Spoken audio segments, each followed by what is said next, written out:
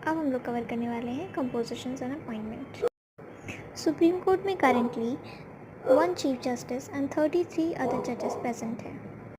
2019 में इसे चेंज करके 31 से 34 कर दिया गया है by the enactment of supreme court number of जजेस अमेंडमेंट एक्ट 2019। ओरिजिनली 8 जजेस हुआ करते थे सुप्रीम कोर्ट में, 7+1 7 जजेस एंड 1 चीफ जस्टिस, और इसे 5 बार चेंज करके अभी प्रेजेंटली 34 पे लाया गया है। अब हम लोग देखते हैं अपॉइंटमेंट ऑफ जजेस।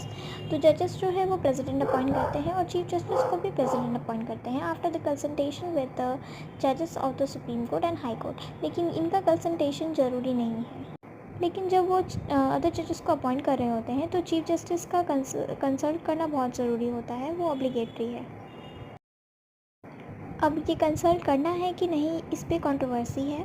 तो इसमें बहुत सारे केसेस भी हुए हैं। फर्स्ट जजेस केस में कहा गया था, सुप्रीम कोर्ट ने कहा था कि ज़रूरी नहीं, मैंडेटरी नहीं है कंसल्ट करना चीफ जस्टिस को। लेकिन सेकंड जजेस केस 1993 में कहा गया है कि advice of the chief justice बहुत ज़रूरी है, इंपॉर्टेंट है, और उनको कंसिडर करना मैंडेटरी है।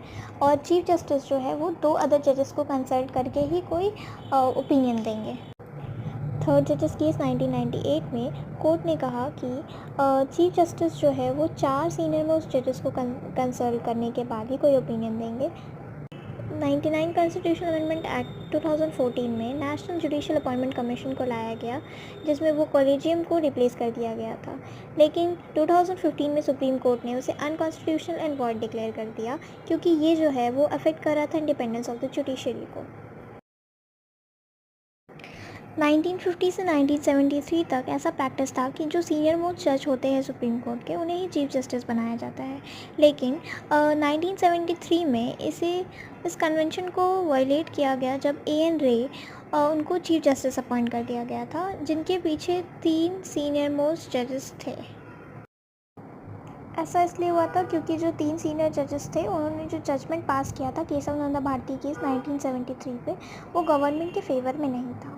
सेम केस 1977 में हुआ था जब M.U. बेग को अपॉइंट किया गया था चीफ जस्टिस ऑफ इंडिया, और उनके ऊपर एक और सीनियर मोस्ट जजेस थे जिनका नाम HR खन्ना था। उन्होंने भी रिज़ाइन कर दिया और उनके जूनियर को अपॉइंट कर दिया गया था चीफ जस्टिस।